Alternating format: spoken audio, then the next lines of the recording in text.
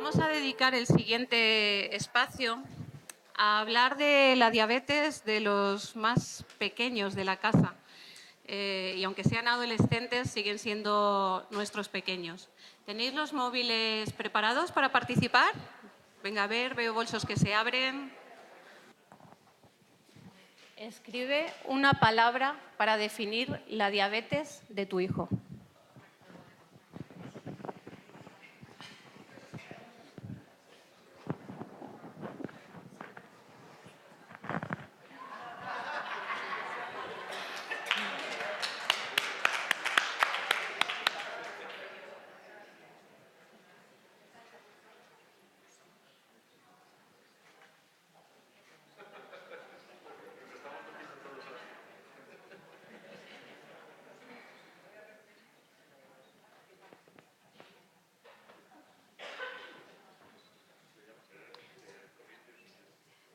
No sé, ¿se puede hacer un hashtag de eso?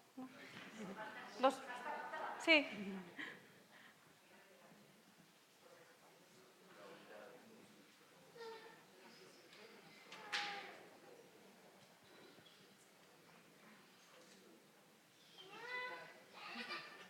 Mira, todos participan.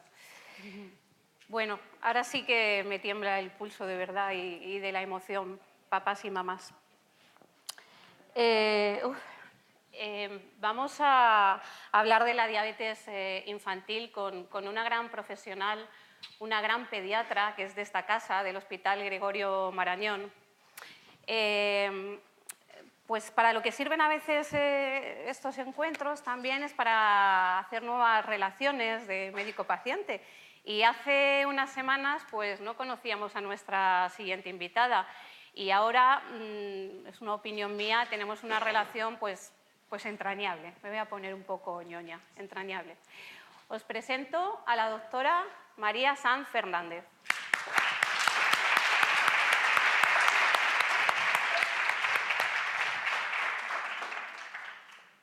Bueno, muchas gracias en primer lugar a la Asociación de Diabéticos de Madrid por contar conmigo para estas jornadas.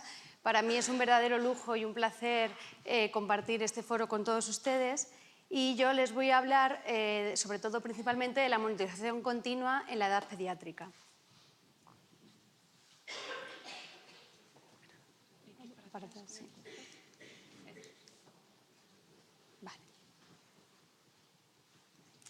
Bueno, la diabetes, como todos saben, es una enfermedad dura, pero que afortunadamente está en continuo cambio y en continuo avance.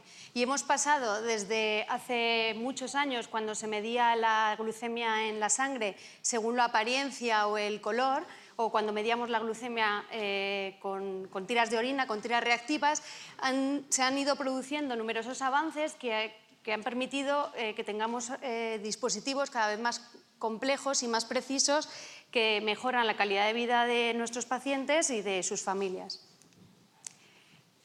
Han ido apareciendo sistemas de monitorización continua. ¿Y qué son estos sistemas? Pues, como muchos sabrán, son sistemas que permiten medir la glucosa en el líquido intersticial.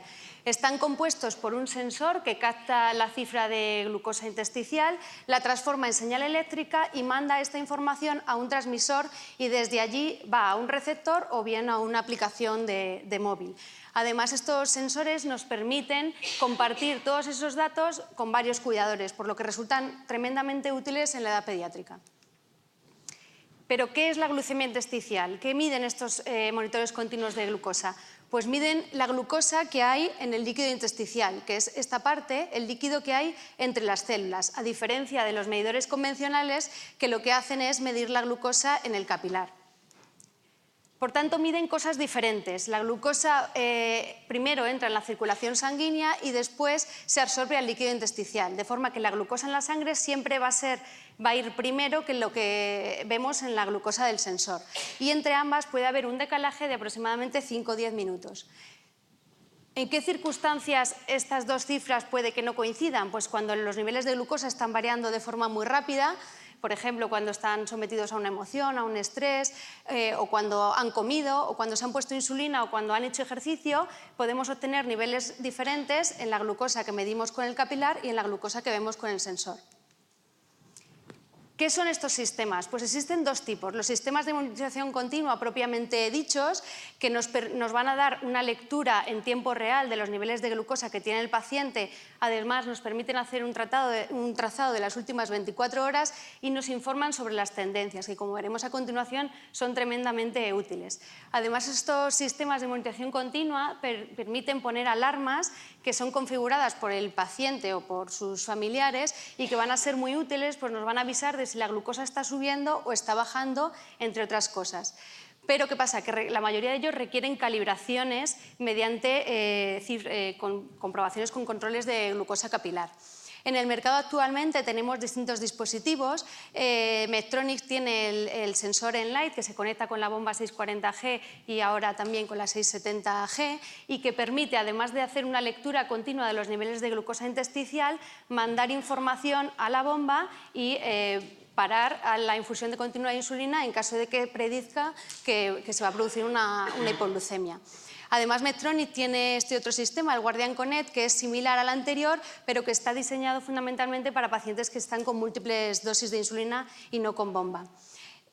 El Dexcom, en sus distintas versiones, la última ha sido el G6, es uno de los sensores con más exactitud y más precisión que existe. Se puede utilizar en la edad pediátrica a partir de los 2 años y cada sensor nos da lecturas de los siguientes 10 días. Es muy útil y está previsto que se conecte próximamente con la bomba Tandem, que de momento no la tenemos en España.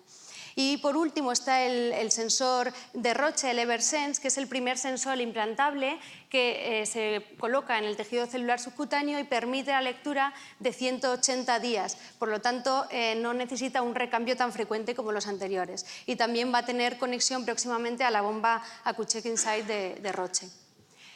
Por otro lado están los sistemas de monitorización flash. Estos sistemas no son monitores continuos de glucosa propiamente dichos, sino que son sistemas a demanda, en el que el paciente tiene que escanear con su receptor para obtener el valor de glucosa intersticial. Cuando el paciente escanea y obtiene el valor, nos da además el trazado en las últimas 8 horas. No cuentan con la posibilidad de poner alarmas, algo que resulta bastante útil en la edad pediátrica, pero tienen la ventaja de que no hay que calibrarlos, vienen calibrados de fábrica. De forma que esta nueva tecnología ha hecho que pasemos de la era centrada en la hemoglobina 1C, que como todos saben expresa la media de la glucosa en los últimos 3 meses, es muy útil para el control global de la diabetes, para el diagnóstico de la diabetes, predice las complicaciones que pueda tener el paciente a largo plazo, pero que tiene sus limitaciones, no refleja la variabilidad glucémica del día a día y puede variar de un paciente a otro porque no todos los pacientes glicosilan de la misma forma. De tal modo que hemos pasado de la era centrada en la hemoglobina glicosilada a la era centrada en la monitorización continua. Esto es una descarga de un Dexcom G6 de un paciente de la consulta en el que se aprecia no solo información sobre la glucemia media que tiene el paciente a lo largo del día, sino que nos va dando las distintas mediciones que va teniendo en los distintos días. Por tanto, nos da información sobre la variabilidad glucémica que tan importante es y a la que tanto valor le damos en la actualidad. La variabilidad glucémica es importante porque se ha asociado con las enfermedades cardiovasculares y es un fuerte predictor de hipoglucemias graves. De forma que han cambiado nuestros objetivos. Antes nos centrábamos fundamentalmente en que los pacientes tuviesen una hemoglobina glicosilada buena, por debajo de 7,5 en la edad pediátrica o por debajo de 7 en la edad adulta, pero ahora en las consultas no solo nos fijamos en eso, sino que también es importante el tiempo en rango, que es el tiempo en el que el paciente pasa, tiene cifras de glucemia entre 70 y 180, que lo esperable o lo deseable es que supere el 70%. También es importante fijarnos en el tiempo que pasa en hipoglucemia, sobre todo si lo deseable es que en hipoglucemias graves esté 0% o nunca, y por debajo de 5% que tengan niveles de entre 54 y 70. Y también nos fijamos en el tiempo que pasa en hiperglucemia. No debe superar el 25% que el paciente esté por encima de 180. Es importante ver la glucemia media, por tanto, pero también la desviación estándar, es decir, cuánto se separa la glucemia de esa media. Y muy importante el coeficiente de variación. El coeficiente de variación nos informa sobre la variabilidad glucémica y para considerar que una diabetes esté estable debería estar por debajo del 36%.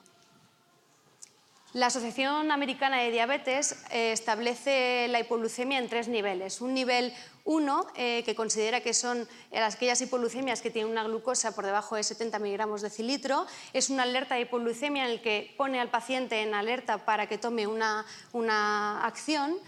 El nivel 2, que considera que son glucemias por debajo de 54 miligramos de decilitro, que son hipoglucemias clínicamente importantes para el paciente, en las que el paciente tiene que actuar de forma rápida.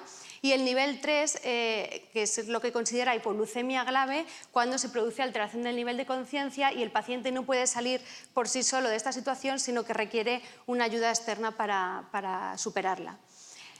También establece la hiperglucemia en 3 niveles. Habla de hipoglucemia alta cuando las cifras superan 180 miligramos de decilitro, muy alta cuando superan los 250 o peligrosamente alta cuando superan los 400 miligramos de decilitro.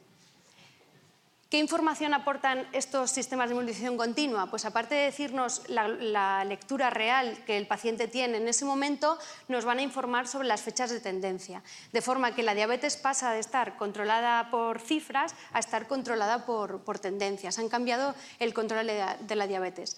A veces es difícil interpretar los distintos dispositivos que tenemos en el mercado qué significa estas tendencias.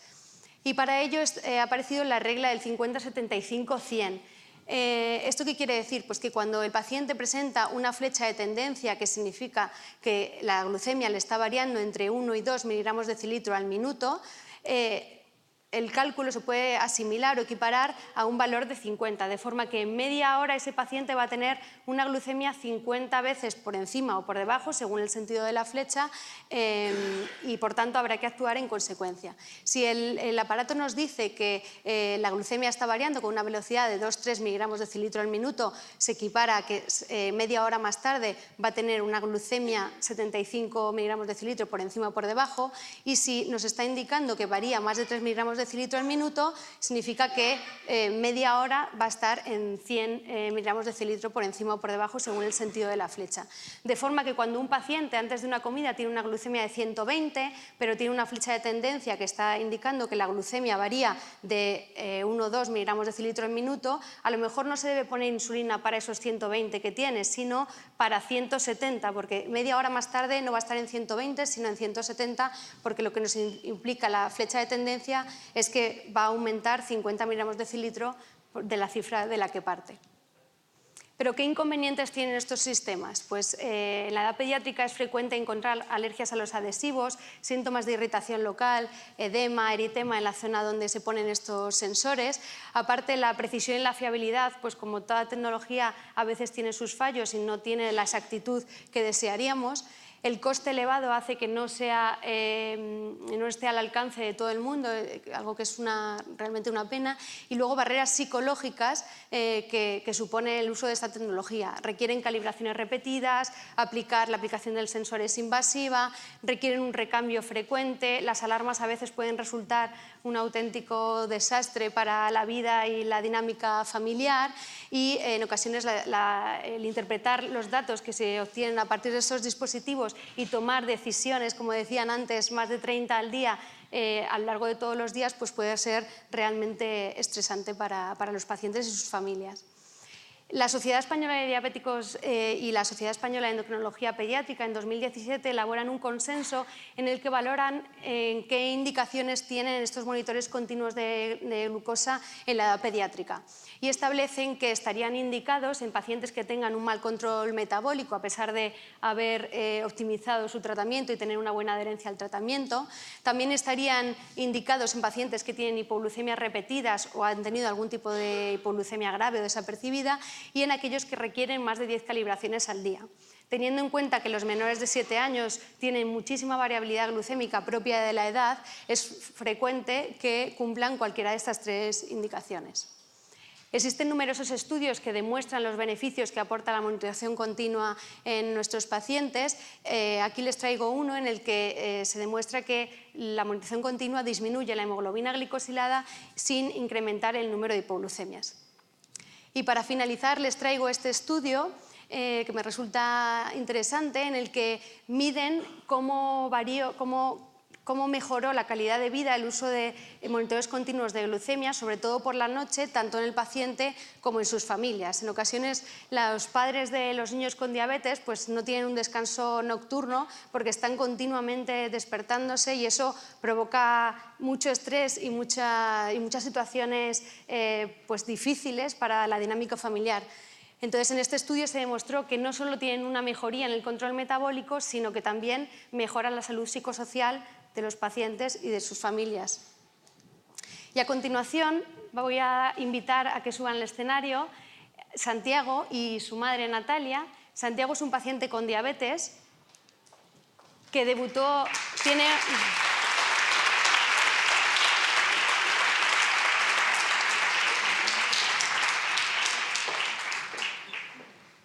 Venga, sentaros por aquí.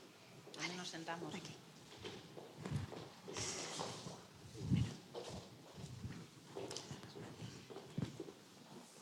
Bueno, muchas gracias por haber colaborado con nosotros y por participar en estas jornadas. Me hace especial ilusión que esté Santiago, que se ha atrevido a participar, y quiero agradeceros a los dos, a Santiago y a Natalia, que pues, el contacto y la facilidad del día a día y que hayáis querido participar con nosotros aquí. Como les decía, Santiago tiene 11 años, debutó con la diabetes a los 4 años y 8 meses y pese a su corta edad es un usuario de tecnologías. Desde los 8 años, desde los 8 años empezó a utilizar el Freestyle y luego a los 9 años y medio comenzó a utilizar un Dexcom G5 y desde hace 4 meses está con un G6. Lleva una bomba de insulina, una QCheck Insight de Roche desde los 10 años y bueno, ya ha accedido a contarnos un poco cuál ha sido su experiencia. Entonces, me gustaría preguntaros, ¿por qué decidisteis ponerle una bomba a Santi? Bueno, ¿se oye? Sí. Vale. Yo es que soy gran fan de la tecnología. Y pese a que todos mis amigos me mandan todos los estudios, algunos de los que han dicho muy malos que salen en Google, que la diabetes se cura de esta manera, que todas estas cosas extrañas, yo siempre he pensado que la tecnología va a ayudar al paciente mucho antes y me encantaría de que la diabetes realmente tenga una cura. Y yo tenía un problema muy grave, que lo has dicho aquí, Santiago cumplía todos los requisitos. No conseguía bajarle la glicada de 8, a no ser que le tuviera en hipoglucemia muchas veces. Me tenía que despertar 20 veces por la noche y realmente ni probando con las dosis de media, ni haciendo nada, después de 4 años y medio, yo podía contra esa glicada. Entonces dije, bueno, pues necesitamos dar un paso más. ¿Y tú por qué querías la bomba? Bueno, porque pienso que la tecnología es la clave para todo. Que la tecnología puede solucionar Acércate. todo. La tecnología puede solucionar todo.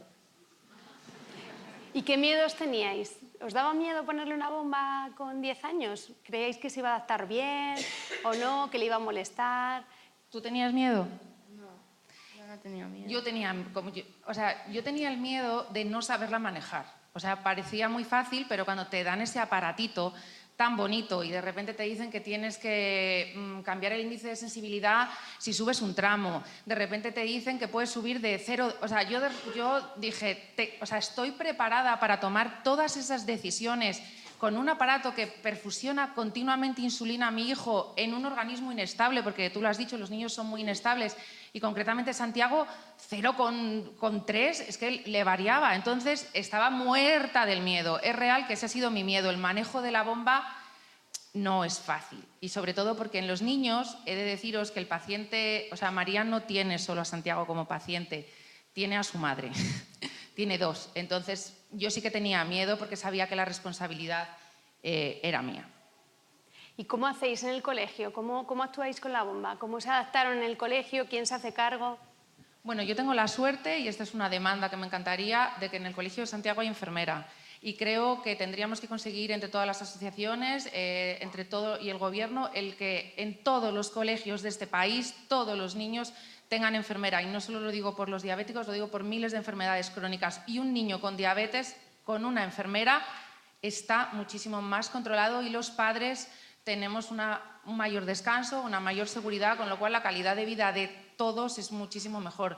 Y Laura, tú la dejaste venir al curso, vino uno de los días y se ha implicado en la bomba todo lo que ha podido y en el manejo de ella maravillosamente. Pero yo creo que es una suerte la mía. Bueno, yo creo que es fundamental que reivindiquemos la figura de la enfermera en los colegios porque si no es realmente difícil y complejo que estos niños, el manejo de estos niños, porque muchas veces las madres, es que generalmente las madres dejan de trabajar y ahí pues, cambia la vida totalmente. Entonces, la figura de la enfermera en los colegios creo que es muy importante. Yo también. ¿Y por qué utilizáis monitores continuos de glucosa? ¿Habéis utilizado distintos, el Freestyle, luego el Descon? ¿Qué ventajas le veis? Bueno, nosotros empezamos con Freestyle, ¿verdad? Sí. Porque fue lo primero que pensamos que podía usar Santi, porque hemos ido muy poquito a poco. Nuestra llegada a tener Absolut Bomba y un G6 hemos ido poco a poco. Yo era por esa sensación, o sea, a mí uno de los agobios como madre era que mi hijo tenía los dedos llenos de cicatrices, de marcas y de callos. Y era muy horrible lo de entrar en clase, la enfermera, medirse continuamente. Yo sé que hay muchos diabéticos mayores que no se miden en sangre lo que deberían, porque es muy molesto. Y creo que estos monitores han sido el gran avance a saber cómo estás sin una invasión física. Por eso probé lo primero que pude, aunque no estaba autorizado para niños, porque pensé que realmente iba a ser en la calidad de Santi de vida un paso muy importante. ¿Y crees que es útil utilizar un monitor continuo si no tienes una bomba? Bueno, yo sí, creo que es muy útil, porque no todo el mundo puede tener una bomba, porque el acceso sabemos cuál es, y luego porque no todo el mundo está preparado para manejar una bomba y se tarda, y te da una serie de datos que son muy útiles. Y aunque tengas que medir en sangre, mides menos veces. Y yo creo que alivia bastante el no tener que medirse en sangre. Santi, ¿tú cómo llevas eso de llevar muchos dispositivos encima? Porque al final lleva una bomba, el Descon, el Vamos móvil. aquí, Robocop, ¿verdad? ¿Te molestan a mí no o no? me molesta. ¿Se Solo te me caen molesta- mucho? No, me molesta el ponérmelos. Eso duele más. Te duele, Me ¿no? molesta, sí. Y el llevar tantos dispositivos encima, ¿no? No, la verdad es que no me molesta, ¿no? ¿Tus amigos que te dicen en el cole, les gusta mirar el móvil y esas cosas o no? ¿O no les da igual? Les da igual, la verdad, ¿Sí? sí. ¿Tú qué les cuentas? ¿Qué les has contado? Que soy diabético, ¿Y qué más? que tengo una enfermedad. Pero no di la verdad, ¿qué les has contado? ¿No te acuerdas? Que no me funciona el páncreas. Muy bien. ¿Y nada más? Bueno, ¿y el llevar esta tecnología ha mejorado vuestra calidad de vida? La mía muchísimo, porque 6 años sin dormir ha sido un calvario. Me despertaba a las 2, a las 3, a las 6 y si encima había tenido que modificar las dosis, pues me quedaba intranquila. Si veía que estaba en 300 y había puesto insulina a las 2 de la mañana, a ver quién se duerme si no tienes una alarma como el G6 que pita. Pues yo creo que llevo con un duermevela desde que nació él, porque enlacé a Santi, a Íñigo y la diabetes. Entonces, yo dormir lo he agradecido infinitamente. Ujú. ¿Y tú estás más tranquilo, Santi, también? Sí, Sí, te da seguridad. sí. ¿Sí? Bueno, y que le molestamos menos. Sí, me molesta menos porque siempre venía a pincharme y me fastidiaba. Y cuando estás a lo mejor en el cole y te llama tu madre y te dice, oye, Santi, que estás bajo, tómate algo. ¿Qué te parece? Bien, porque nadie más del cole lo toma y yo tengo como preferencia para tomármelo, me lo puedo tomar ahí.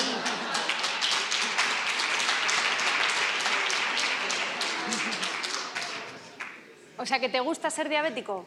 Sí, Sí. Sí, y lleva muchos años diciéndonos que a él le gusta ser diabético, lo cual está muy bien. Ayuda, ¿verdad? Ayuda mucho, pero es distinto. Santiago, ¿tú te acuerdas de cuando no eras diabético? no. Ese es la kit de la cuestión. ¿Y en casa cómo os organizáis? ¿Cómo os ha cambiado a vosotros la vida? ¿Tú trabajabas? ¿Tuviste que dejar de trabajar? ¿Qué es lo que ocurrió? Bueno, yo dejé de trabajar porque me moría del sueño. Esa es la realidad. No me concentraba, era imposible y es verdad que al principio tuve que ir al colegio, ver cómo organizábamos la comida. Santiago lleva comida de casa, te molesta mucho lo de pesar las raciones, lo de pesar, medir y pensar que lleva la pasta justa. Hasta que te acostumbras a todo eso es un aprendizaje. Entonces, pues yo no podía hacer las dos cosas, pero es una cuestión también física. Y luego, al principio tienes muchos miedos, entonces te vuelves un poco obsesiva y no estás concentrado porque solo piensas en va a estar bien, qué le va a pasar, si le da una hipoglucemia. O sea, no vives con tranquilidad. El primer año de diagnóstico, yo creo que a todos los padres que tengan un hijo diabético aquí, yo creo que el miedo también te paraliza un poco. ¿Y qué es lo que te da a ti miedo, Santi, de ser diabético? Desmayarme de bajo y luego también que me dé una cetosis. ¿Sí?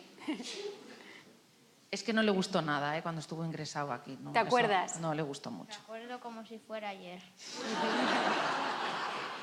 ¿Y qué es lo que más te cuesta de ser diabético? ¿No poder comer lo que quieres? ¿El tener que estar mirándote continuamente las Tener que glucosas? esperar para comer. Eso es lo que más, ¿no? Sí, sí. Eso es un drama, ¿eh? Estar en 300 y tener que esperar a que la insulina haga efecto, que todo el mundo esté comiendo y te mueras del hambre, es muy duro. ¿Cómo os ha afectado a vosotros como padres y a su hermano pequeño, la diabetes? Bueno, pues a mí me ha hecho priorizar muchísimas cosas en la vida. No hay muchas cosas ya que me preocupen tanto. Creo que me ha puesto mucho los pies en la tierra. Nos afectó al principio porque tuvimos que acostumbrarnos, pues yo a no dormir, Javier, que está ahí, tenía que trabajar el doble porque yo dejé de trabajar, o sea, nos cambió en eso. Luego lo del venir a los médicos y tener que ir al centro de salud, pues te trastoca la vida, esto es la realidad. Pero bueno, creo que es muy llevable si encuentras un buen médico.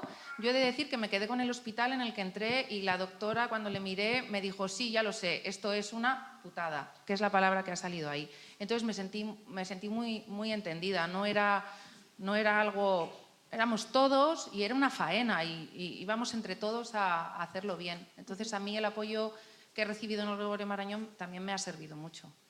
¿Y qué os preocupa? ¿Qué te preocupa a ti, Santi, del futuro?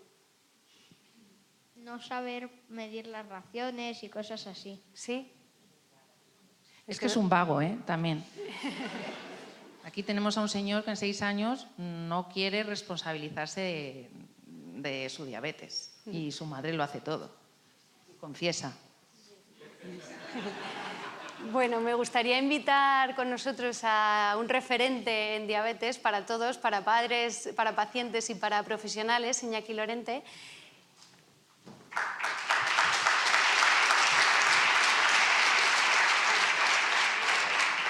Y aprovechando que le tenemos aquí cerca, me gustaría preguntarle, a veces en las consultas nos enfrentamos a situaciones pues, difíciles, sobre todo de cara a la adolescencia, porque los pacientes llegan a la adolescencia cansados, agotados de ser diabéticos, de estar pendientes continuamente de sus glucemias, ponte insulina, baja insulina, quieren llevar una vida normal, como cualquier amigo suyo del colegio.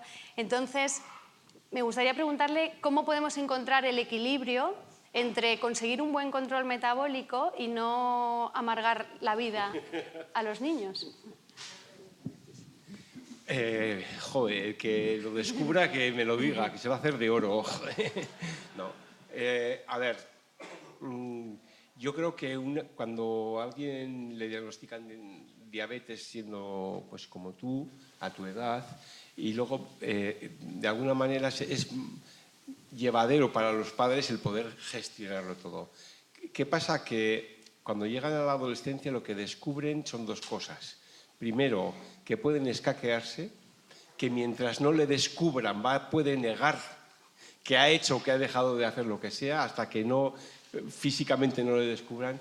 Y luego que la obligación de un adolescente es putear a sus padres. Entonces, claro, perdón por la palabra, es un poco, ya que estamos con esta palabra aquí, pues eso. Entonces, ¿qué ocurre? Pues que el que no tiene diabetes le fastidia a sus padres pues con los estudios o con el salir a la noche, Pero, ¿qué es lo que le importa a un padre de un niño con diabetes, de un adolescente con diabetes? Pues es la diabetes. Y entonces, ¿con qué va a atacar o con qué va a echar el pulso a sus padres? Pues con la diabetes. Por eso es difícil, de momento es difícil, ¿eh?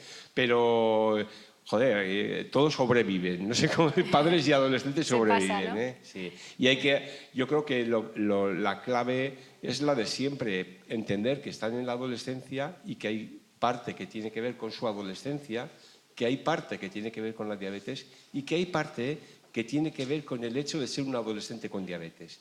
Y si somos capaces de entender su comportamiento X, en qué casilla meterlo, será mucho más fácil la gestión, creo.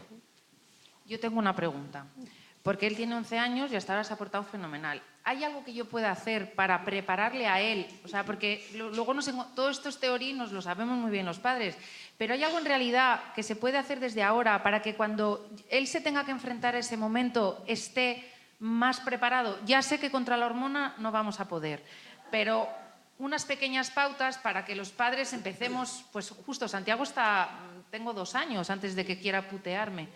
Entonces, No lo hagas. tápate los ojos, niño.